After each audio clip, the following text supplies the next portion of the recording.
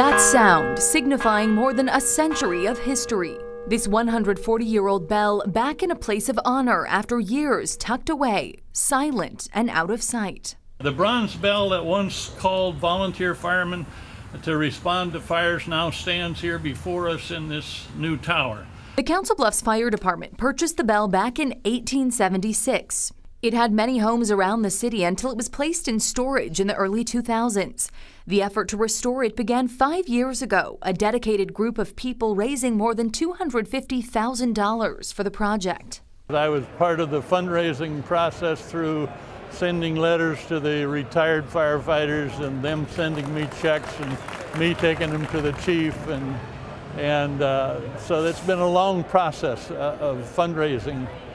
So now is a great day to see it up and done. Friday, the bell tolled through wind and rain, just as it's done for decades before, ringing in a new era now, a way to honor the present and future men and women of the Council Bluffs Fire Department. We're going to use it for promotional ceremonies. We've always wanted to be able to use it for passing or funerals, to honor the firemen that served here and that have kind of answered their final calls.